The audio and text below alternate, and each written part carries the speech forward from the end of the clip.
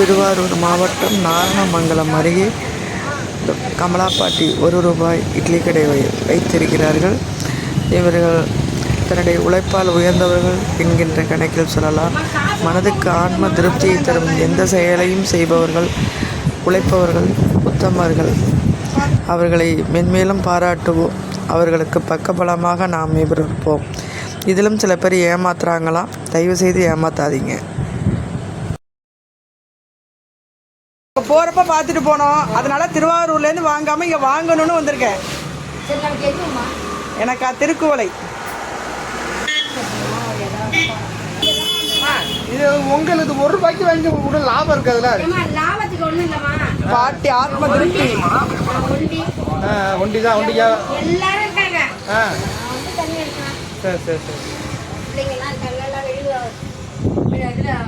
கர்நாடகாவில் கல்யாணம் பண்ணி கொடுத்த பொண்ணு மெட்ராஸில் இப்போ ஓண்டா கம்பெனியில் வேலை பார்த்துக்கோ. பிள்ளைய பேர எல்லாம் எல்லாரும் வேலை பார்த்துக்குவாங்க. எல்லாம் வசதியாக தான் இருக்காங்க.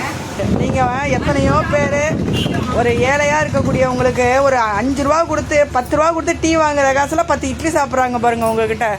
அதுதான் பெரிய விஷயமே. பிள்ளைங்களுக்காக தான் இப்போ நான் இந்த வியாபாரம் பண்ணுறது. இப்போ 50-60 வருஷம் ஆகுது. அம்மா இதில் செஞ்சாங்க வியாபாரம். அம்மா செத்துக்கு பிற்பாடு நான் அந்த ஸ்கூலில் வேலை பார்த்தேன். நான் செஞ்சு வாய்ப்பு எல்லாம் இருக்கு. ஆனால் உட்காரக்கூடாது.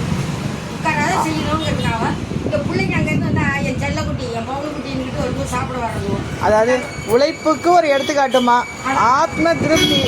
அது ஒன்றுக்காக நான் வியாபாரம் பண்ணுறேன். வேற எதுக்காகவும் நான் வந்து பிள்ளைங்க சம்பாதிக்க பிள்ளைங்க வந்து இப்போ அம்மா ஏமா ஜாஸ்தி கொடுக்க கூடாது. அதெல்லாம் கிடையாது. கொஞ்சம் அதெல்லாம் கிடையாது. நான் என்ன கம்மியாக தான் கொடுக்குறேன். என்னைக்குமே நீங்க நல்லா இருக்கணும். அந்த மகமாயி மதுரை வீரன் எவ்வளவுமா நிறைய கொடுக்குறீங்கம்மா. அம்மா கொடுக்க சொல்றா, கொடுக்குறாங்க. நல்லா இருக்கு. நீண்ட ஆயுளோட இருக்கணும். நீங்களே எங்க அம்மா மாதிரி தான். வெளியில நின்று போட்டோ எடுத்துக்கோம். எடுக்கிறாங்க உங்களை.